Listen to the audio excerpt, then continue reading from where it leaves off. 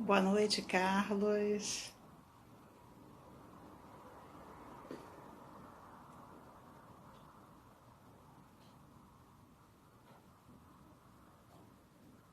Vamos aguardar mais um pouquinho, ver se aparece mais alguém.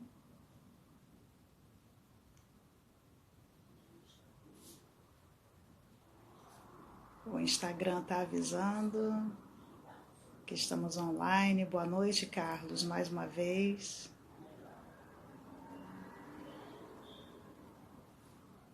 Vamos aguardar só mais 1 ou 2 minutinhos, tá ok?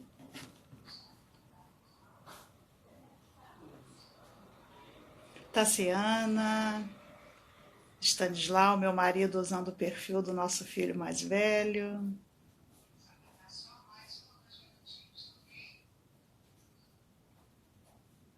Para a gente poder começar.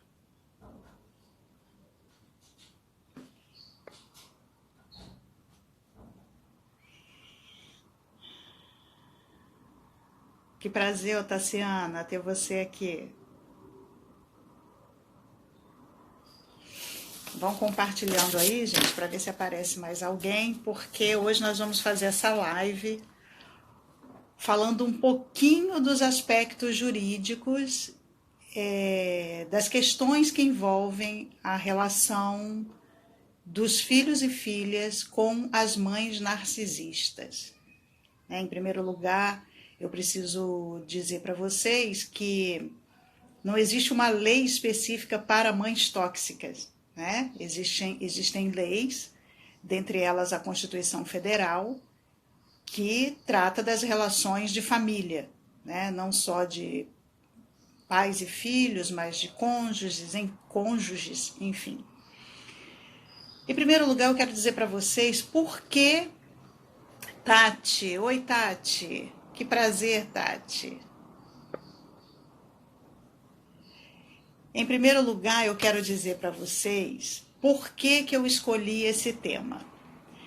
Eu tive uma carreira no serviço público do estado do Rio de Janeiro. Eu sou carioca, hoje eu moro em Vitória, no Espírito Santo, mas eu sou carioca, moro em Vitória há 7 meses. E a minha carreira no serviço público consistiu em metade do tempo lecionando, dando aula. Eu sou pedagoga, eu dei aula para o curso normal, e a outra metade eu trabalhei na Defensoria Pública do Estado do Rio de Janeiro. Então, trabalhando na Defensoria Pública, eu tive contato com o direito, eu fiz pedagogia, mais tarde eu fiz direito, e por ter feito essa faculdade de direito é que eu fui trabalhar na Defensoria Pública, né? Que eu estava qualificada para trabalhar na Defensoria Pública, onde eu desempenhei a função de técnica superior. Então, eu conheço o direito porque eu trabalhei com o direito. Eu não advogo, eu não sou advogada, eu sou bacharel em direito. Como eu trabalhava na Defensoria Pública, eu não podia advogar, então eu nem fiz a prova da ordem. E quando eu fiz a faculdade de direito também, eu não pensava em advogar, eu pensava em trabalhar no serviço público. Enfim. E uma outra coisa que eu preciso destacar aqui para vocês é o seguinte. A lei, nós vamos tratar aqui de vários aspectos da lei. A lei é fria, a lei não tem sentimento, né? O que flexibiliza essa relação do caso concreto com a lei é a justiça. A justiça, sim, é flexível. E eu trouxe exemplos concretos e reais aqui para vocês de como a justiça flexibiliza a lei para adequar essa lei ao caso concreto. Né? Então, assim, a frieza da lei, muitas vezes nos assusta. Né? A frieza da lei, ela muitas vezes nos aborrece. Mas obedecer à lei é necessário. Né? Nós precisamos obedecer à lei. Sempre tendo em mente isso, né? Que a lei não tem sentimento. Quem vai analisar o caso concreto e adequar a situação à lei é a justiça, é o juízo. Né? O juízo não é só a figura do juiz. O juízo é a figura do juiz, e todos os agentes que trabalham no Poder Judiciário para que a lei seja aplicada da melhor forma possível. Então, hoje nós vamos falar um pouquinho. Eu trouxe colinha, tá, gente? Eu trago colinha para não me perder, até porque eu abri para perguntas e me enviaram perguntas. E a live vai ser com base nessas perguntas. Então, nós hoje vamos falar um pouquinho do dever de cuidado, porque aconteceram perguntas sobre esses temas que eu vou falar aqui. Dever de cuidado, direito a alimentos, guarda e visitação dos netos e herança. Eu resolvi fazer a live porque o tempo é curto. Então, o que eu vou fazer? Nós hoje vamos falar da parte civil, os aspectos legais da parte civil. Temos também os aspectos legais da parte criminal, envolvendo filhos e filhas de mães narcisistas, né? Mas aí vai ser objeto de uma outra live, tá bom? Então, eu acho que já vou começar, tem respeito a quem já está aqui, né? Vamos lá, a primeira pergunta. Essas perguntas me mandaram pelo Facebook, por WhatsApp, pelo Instagram, por direct, enfim. A primeira pergunta é: minha mãe tem 73 anos. Meu pai morreu e deixou uma pensão de 1 salário mínimo para ela. Sou obrigada a pagar pensão a ela? Oi, Bela, boa noite.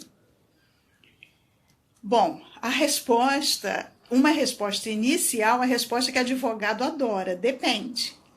E a gente vai ver que por que depende.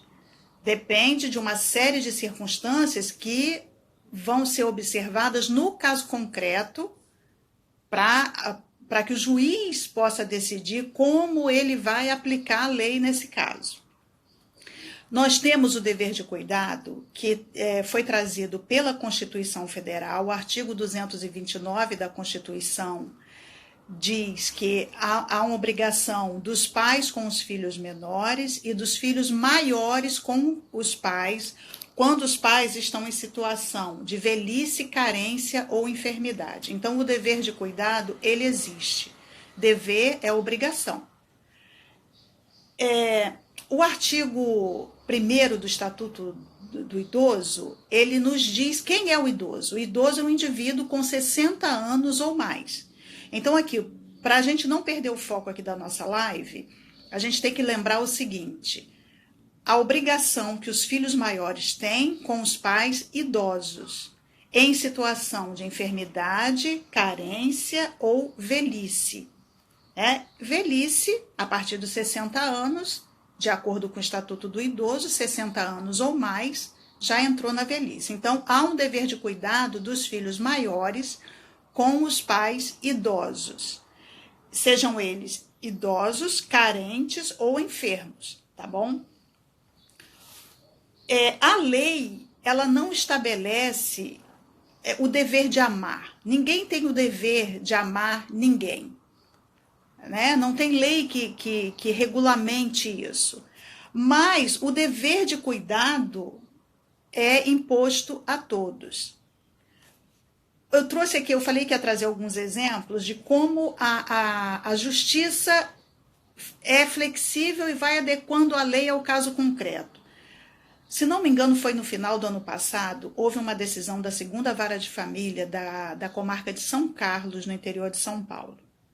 A situação era a seguinte: um homem, ele adveio uma incapacidade na velhice dele e ele precisou de um curador. Então, uma filha era curadora e uma outra filha, uma segunda filha, era co-curadora. Então, as duas exerciam a curatela juntas. Essa que era co-curadora, ela pediu para sair, ela não queria mais ser co-curadora do pai. E aí ela saiu e indicou uma terceira irmã. Essa terceira irmã, quando foi chamada em juízo, essa terceira irmã alegou o seguinte: que o pai, durante o pouco tempo de convivência com ela, o pai a agredia, o pai era violento com ela, e depois o pai a abandonou. E ela não queria exercer esse dever de cuidado. O juiz, eu até anotei o nome do juiz aqui, juiz Caio César Meluso. Eu vou ler na íntegra para vocês um trecho dessa sentença. Ele disse assim: ainda que seja filha do curatelado, tal como não se pode obrigar o pai a ser pai, não se pode obrigar o pai a dar carinho, amor e proteção aos filhos, quando estes são menores, não se pode, com a velhice daqueles que não foram pais, obrigar os filhos, agora adultos, a darem aos agora incapacitados amor, carinho e proteção.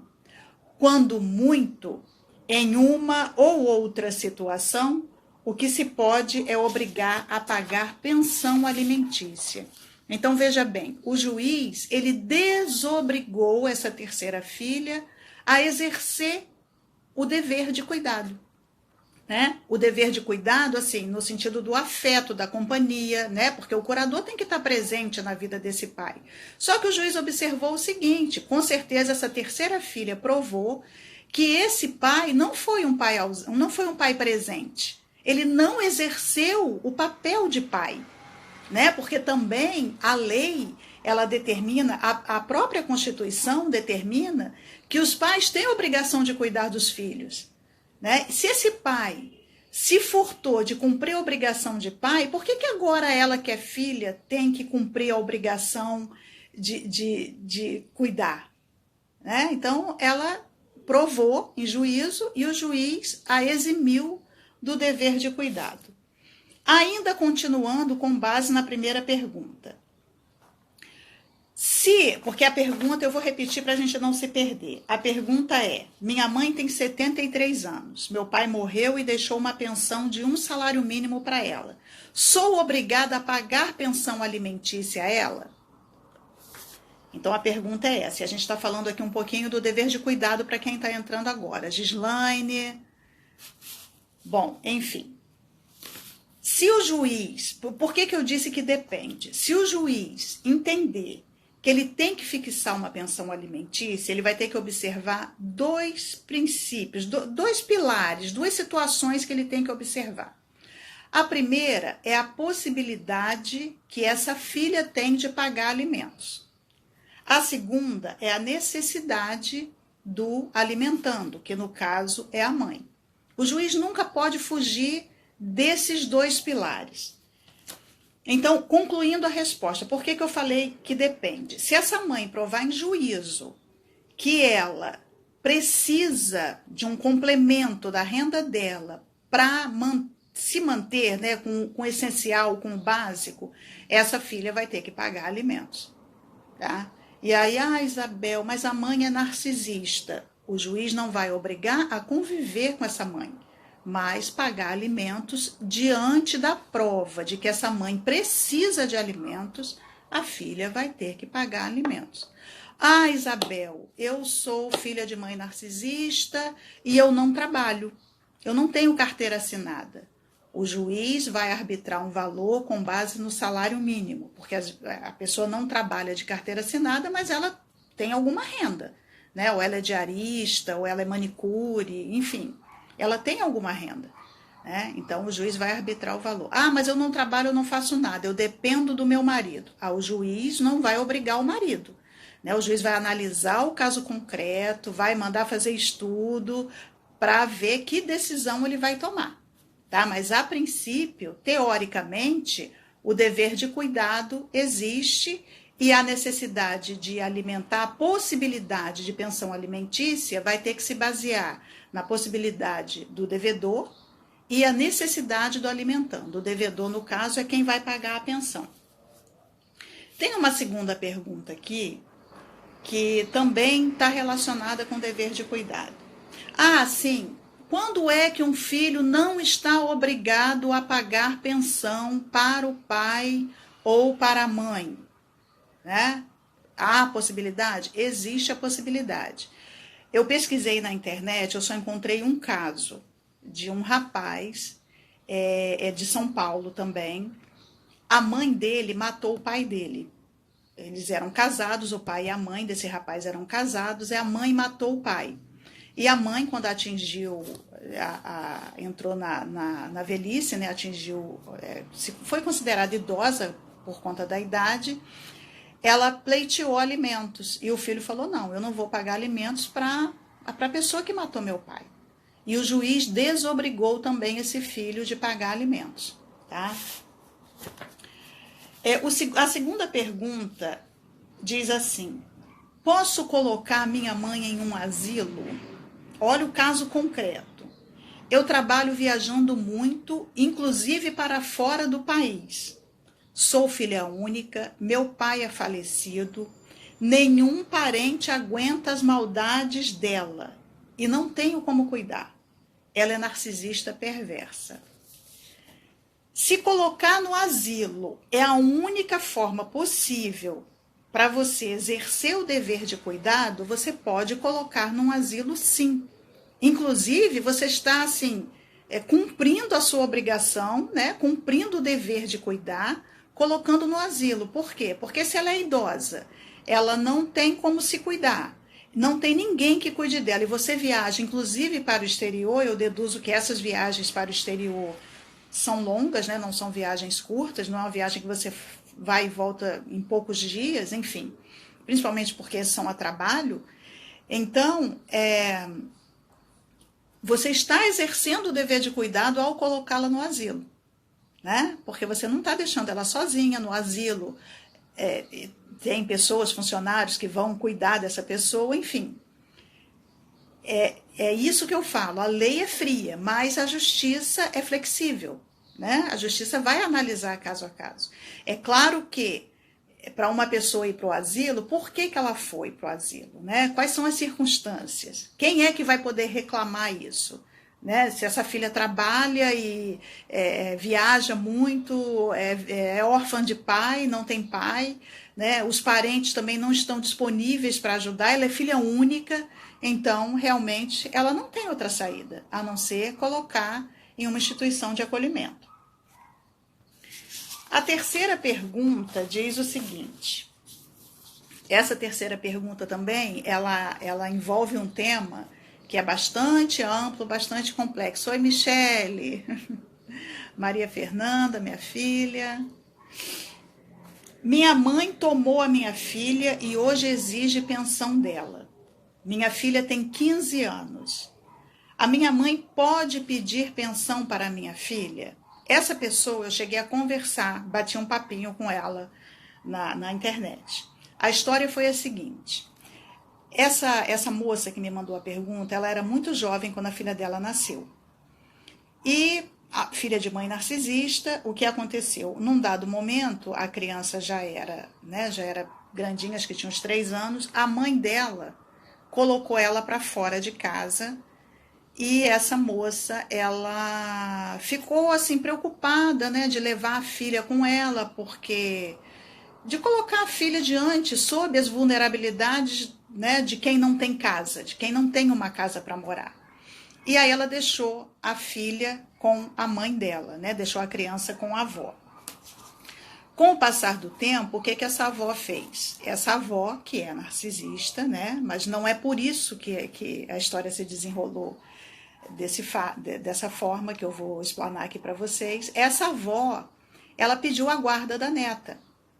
Assim, dentro da legalidade, essa avó agiu corretamente. Ela não pode ficar com uma criança, né, ou um adolescente menor de 18 anos, sem ter a guarda. E essa situação da avó criar o neto sem ter a guarda, essa é uma situação irregular, essa é uma situação ilegal, porque a guarda é do pai e da mãe. E aí o que aconteceu? A avó pegou a guarda da criança. Não sei, só não ficou muito claro para mim como que se desenrolou essa ação de guarda sem que essa mãe fosse chamada para responder no processo como ré, né? Não ficou muito claro para mim. Então, a avó agiu corretamente. E quem tem a guarda da criança ou do adolescente tem legitimidade para pedir a pensão alimentícia em juízo no nome dessa criança. A avó não está pedindo a pensão para ela.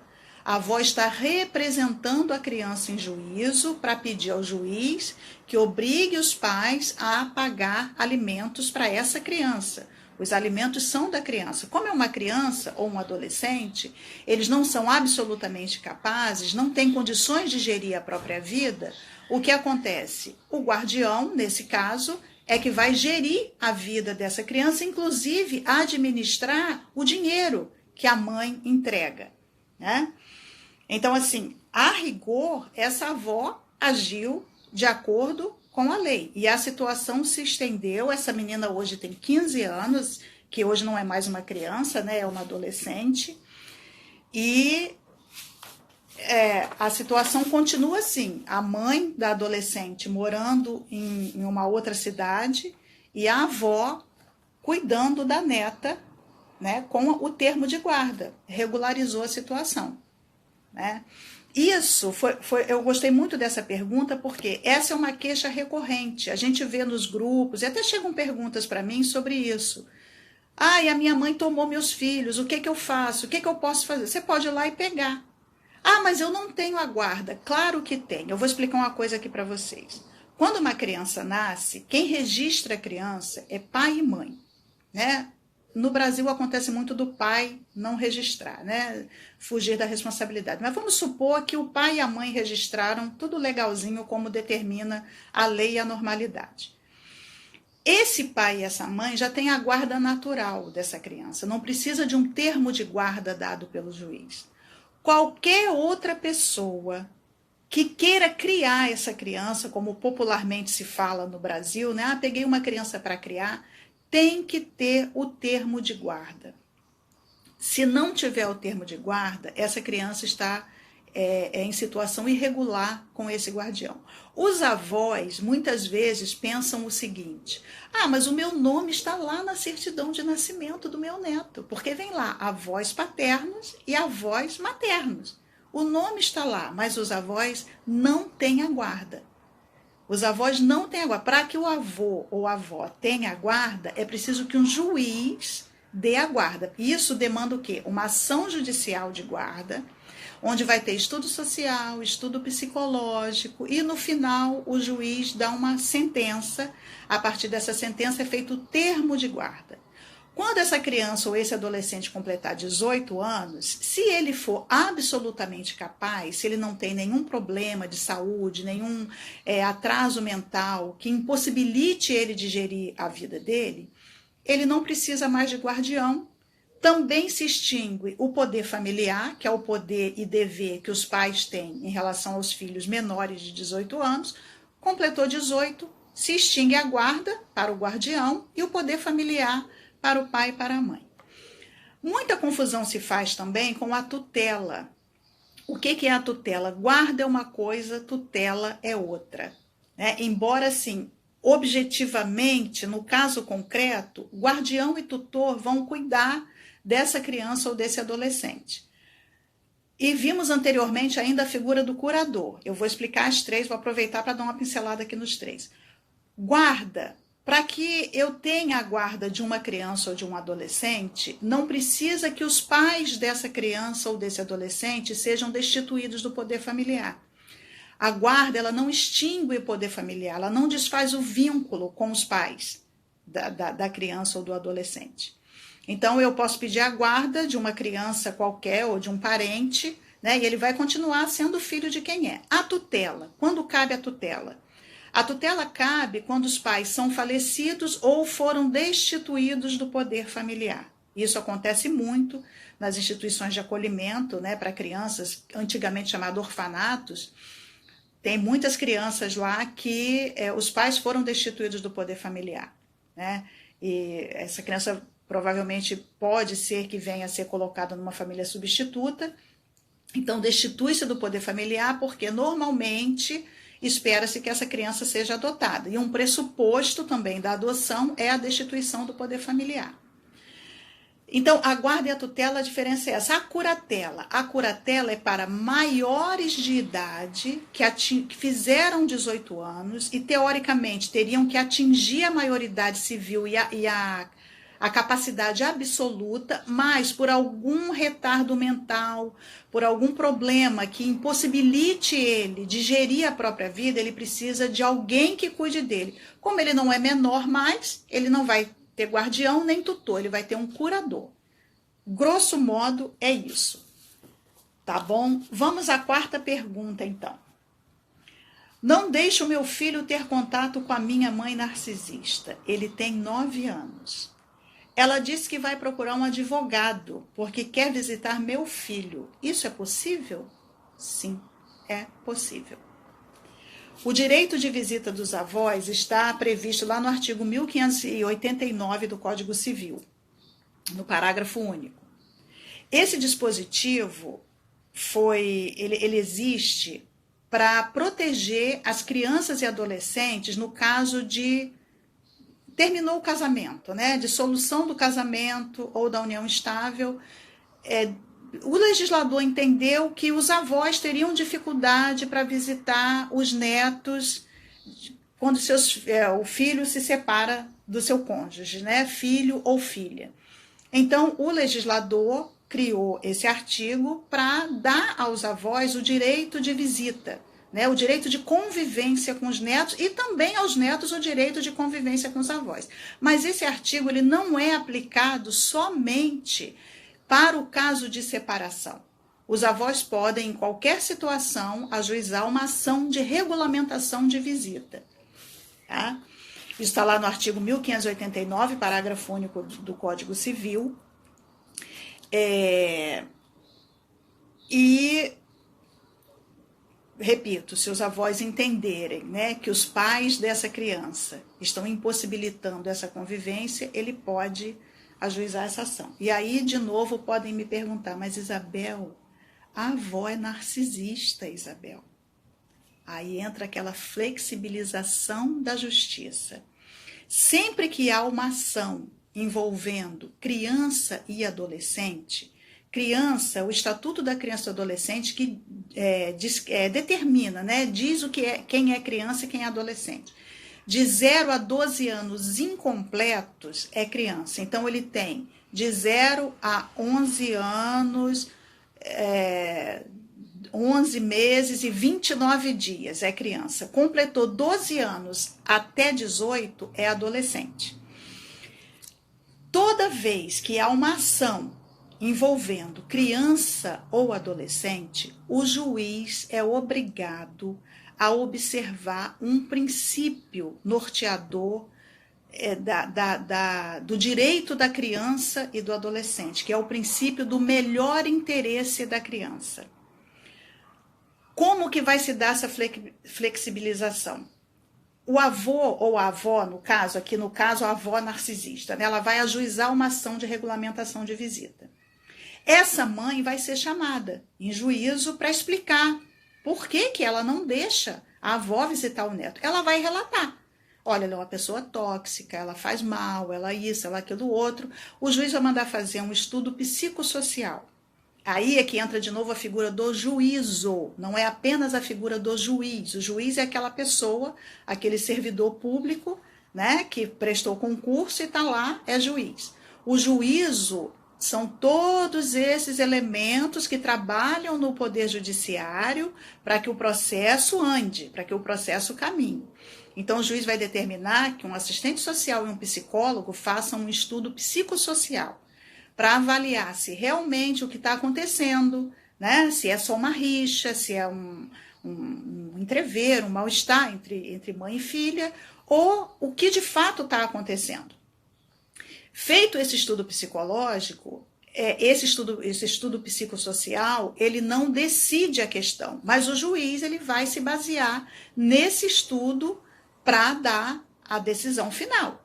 Então, assim, isso vai ser avaliado. O juiz ele não vai olhar para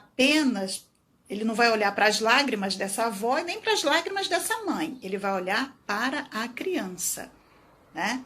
Ficando provado que essa pessoa é tóxica e que pode fazer mal para esse filho, para esse neto, no caso, né, que vai ser objeto dessa ação de regulamentação de visita, o juiz pode determinar que não tenha visita, né? que eu acho assim pouco provável, mas ele pode determinar, se ficar assim, né, meio obscuro, se ficar provado mesmo que essa avó vai fazer mal, o princípio do melhor interesse da criança é o quê? Ter preservado a sua saúde mental também. O juiz pode dizer que não vai ter visita. Ele pode determinar que essa visita seja feita na presença da mãe ou do pai, né, para que essa criança não seja objeto de manipulação. Dia e hora marcados, enfim, uma quantidade de horas específica, a mãe leva na casa da avó, ou o pai leva, ou a avó vai até a casa da criança e fica na presença dos pais da criança, enfim.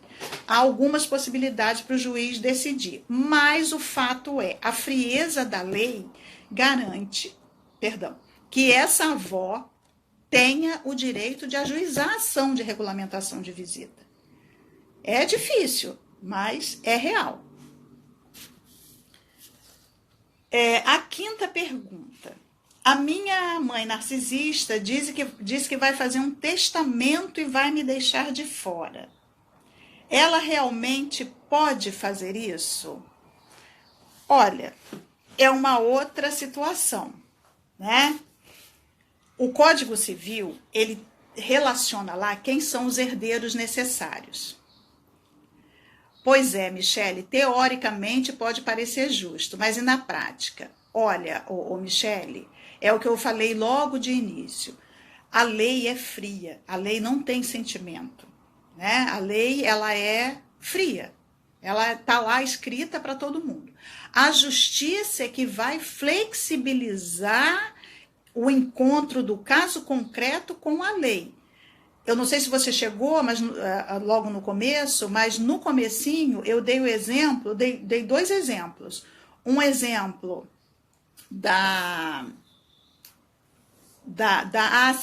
do caso do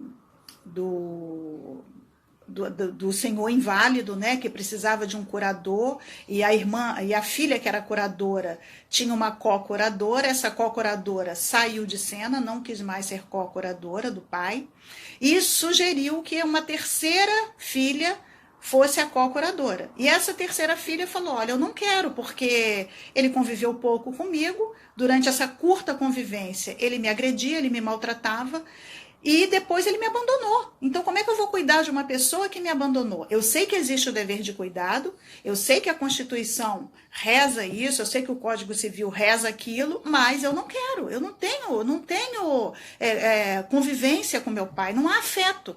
E o juiz lá de São Carlos, da 2ª Vara de Família, determinou que ela não seria co-curadora, que o máximo que poderia ser exigido, e aí o pai teria que entrar com uma outra ação, seria o pagamento da pensão alimentícia. Então, assim, esse exemplo para mim é um bom exemplo da frieza da lei, né? E, ao mesmo tempo, da flexibilização da justiça. A justiça que flexibiliza as coisas para que o caso concreto se adeque à lei, né? Então, realmente é isso. Até porque muitas vezes o juiz não é justo. Pois é, por isso que não isso foi bom você falar, Michele, também. Não existe, a justiça, ela não é composta somente pelo juiz, né? Há uma certa divergência em alguns pontos sobre isso, mas o juízo, né? O juiz vai dar a sentença, mas com base em todos os elementos que ele colheu através da equipe técnica, por exemplo, que são assistentes sociais e psicólogos, né? Ele pode mandar fazer um outro tipo de perícia também, ele pode mandar vir um laudo psiquiátrico dessa avó narcisista, né? Então, assim, há vários outros elementos que o juiz vai usar para convencimento dele, para que ele dê uma sentença que, no caso envolvendo criança e adolescente, ele obrigatoriamente tem que primar pelo princípio do melhor interesse da criança. Tá ok? Vamos lá. O testamento. Então, o artigo 1845 do Código Civil traz lá os herdeiros necessários. Quem são os herdeiros necessários? São aqueles herdeiros que não precisam de testamento. São os descendentes, quer dizer, meus filhos, meus netos, ascendentes, meus pais e meu cônjuge, né? Aqui a gente vai trabalhar com o quê? A pessoa que mandou a pergunta é herdeira. A mãe narcisista é a autora da herança, né? A dona do patrimônio. Essa mãe narcisista pode deserdar essa filha? Bom, metade do patrimônio dessa mãe, ela pode dar para quem ela quiser. Vamos supor, ela tem um patrimônio de 100 mil reais. Ela pode pegar 50 mil reais e dar para um mendigo da rua. Ela vai lá, pega o número dos documentos do mendigo, faz o testamento e deixa o testamento beneficiando ele com 50%. Os outros 50% é o que nós chamamos de legítima. Legítima é a parte intocável da herança que é destinada aos herdeiros necessários. Então, morrendo alguém que não tenha filhos, essa herança vai ficar para os pais. Tendo filhos, os filhos prevalecem, né? A ordem da sucessão é essa. Então, diz lá o artigo 1846 do Código Civil: pertence aos herdeiros necessários de pleno direito a metade dos bens da herança, constituindo a legítima. Então, a metade é dessa moça. Ela não me disse, se ela não mandou na pergunta, se ela é filha única, se ela tem irmãos ou outros herdeiros, enfim. Existem duas possibilidades de exclusão dos herdeiros da herança. É a deserdação e a indignidade. Como que acontece a deserdação e a indignidade? A lei traz as possibilidades de deserdação e indignidade. A deserdação está lá no artigo 1814 do Código Civil, cumulado com os artigos 1961 e seguintes. A deserdação é feita pelo próprio autor da herança em testamento. Deserdação tem que ter testamento. Mas ela pode fazer um testamento tirando essa filha do rol de herdeiros? Depende. Mais uma vez, resposta de advogado.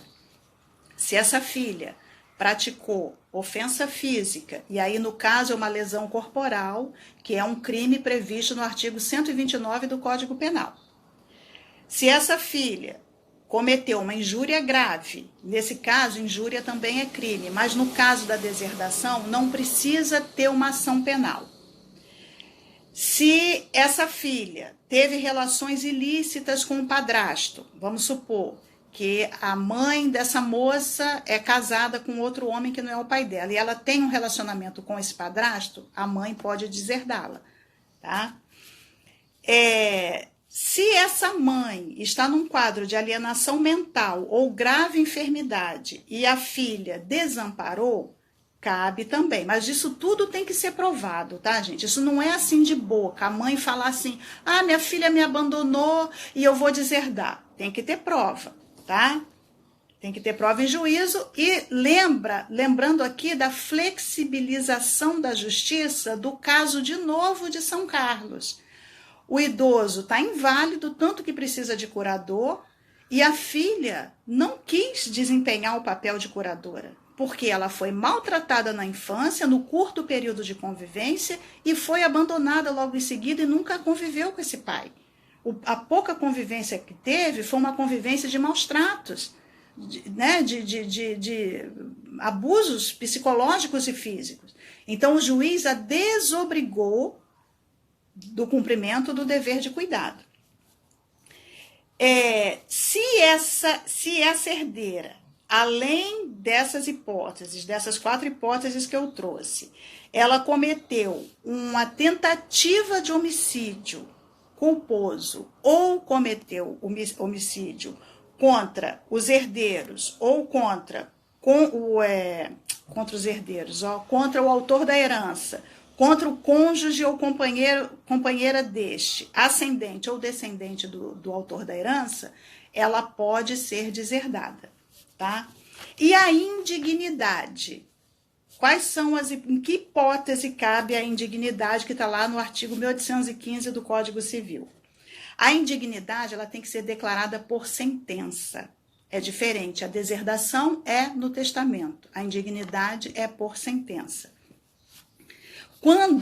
Só voltando um pouquinho na deserdação, para deserdar, não cabe um testamento fajuto deixando, por exemplo, 2 filhos e eu deixo a minha herança toda para um filho só para o dourado, por exemplo, né, e deixo o bode expiatório de fora. Não pode, tá? Esse testamento vai ser declarado inválido, né, nulo, né? Vai ser declarado nulo esse testamento, porque 50% da legítima, 50% do patrimônio é a legítima e tem que ser reservado aos herdeiros, tá bom?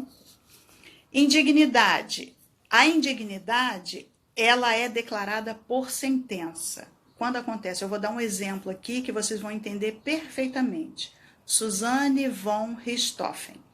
Ela foi excluída da herança dos pais por uma sentença declaratória de indignidade. O próprio Ministério Público ajuiza a ação declaratória de indignidade, tá?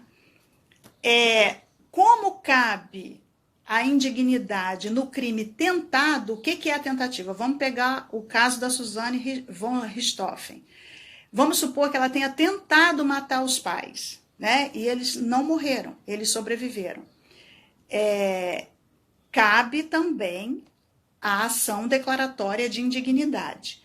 Mas, no caso da sobrevivência daquelas pessoas que foram vítimas da tentativa de homicídio doloso, o autor da herança pode perdoar o indigno, tá? O autor da herança é o dono do patrimônio, né?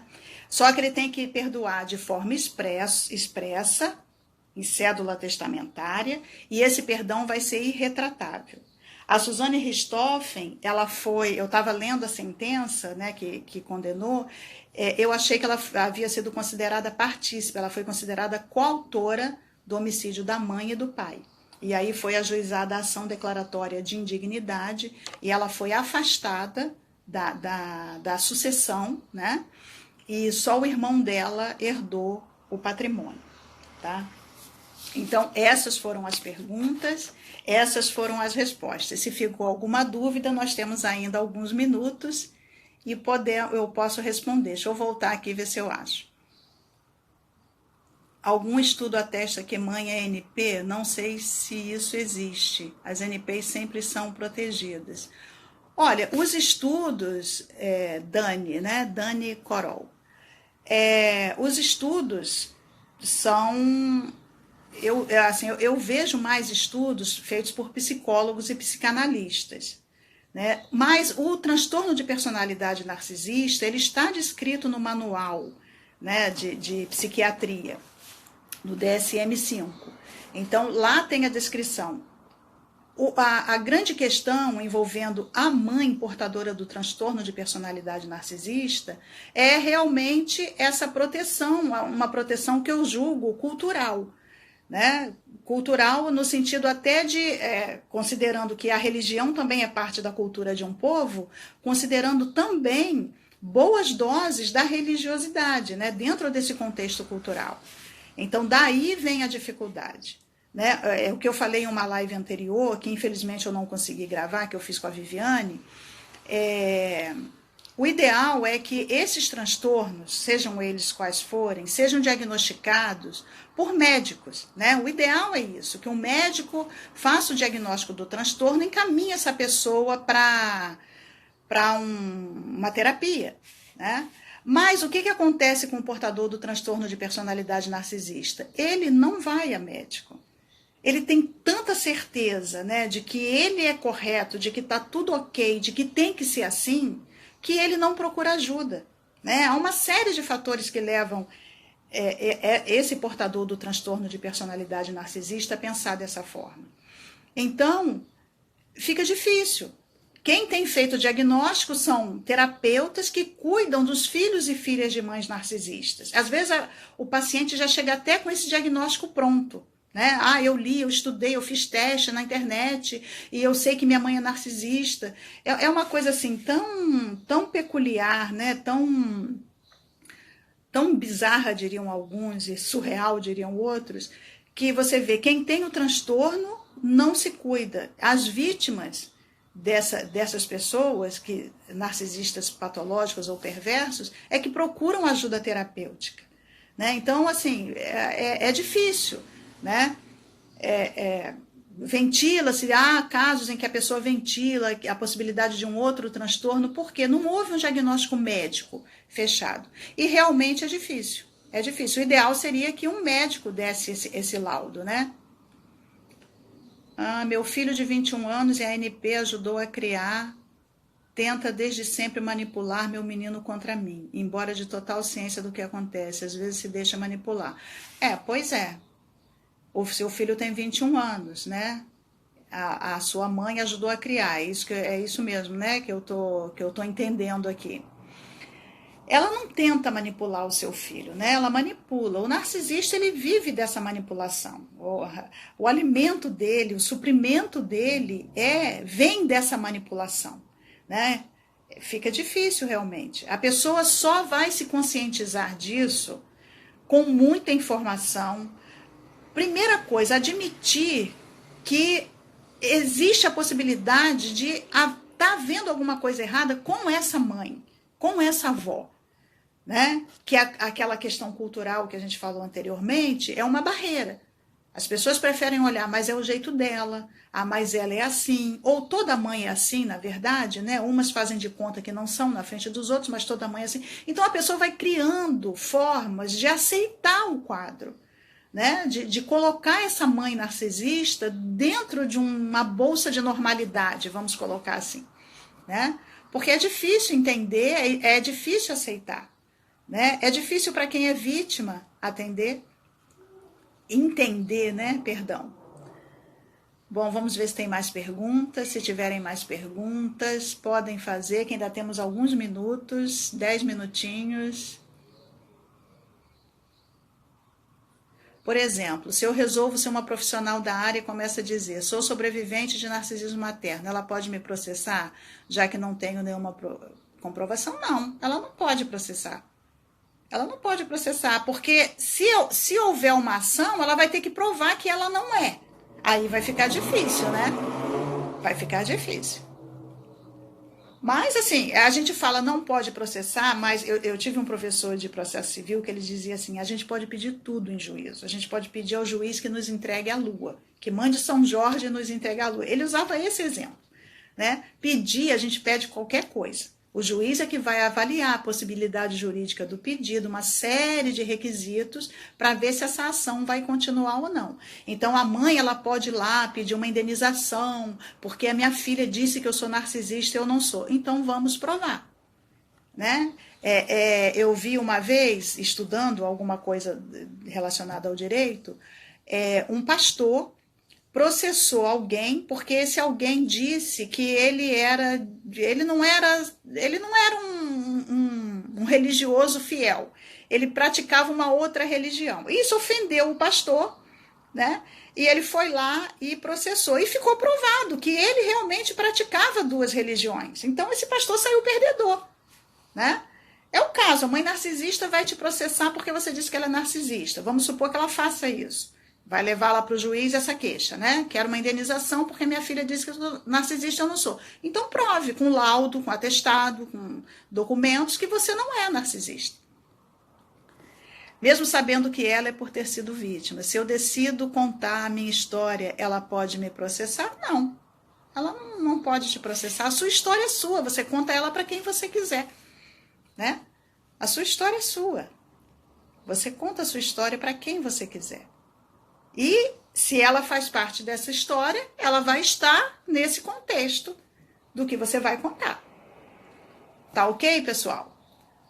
Mais alguma pergunta? Se tiver mais alguma pergunta na área do direito, nesses temas que nós falamos aqui, né? Dever de cuidado, direito a alimentos, guarda e visitação dos netos, herança. Mais alguma pergunta? Se não, nós vamos encerrar. Eu prometo a vocês que eu farei uma outra live trazendo questões sobre a parte criminal. A minha mãe narcisista me deu um soco. Eu posso ir à delegacia? Pode, né? Lesão corporal é crime. Então, assim, tem outros aspectos também que nós vamos tratar. Tem até já algumas perguntas. Eu vou marcar a live e vou abrir para perguntas na próxima live, tá? Mais alguma pergunta? Vou encerrar. Um beijo a todos vocês. Foi um prazer ter vocês aqui, tá? Espero que na próxima a gente se encontre de novo. Um beijo, Michele. Um beijo, Aparecida. Um beijo, pessoal. Raiz Mineira. Oi, que prazer, que honra. Um beijo para todos vocês. Boa noite. Uma noite repleta de paz para vocês, tá bom? Beijos, tchau.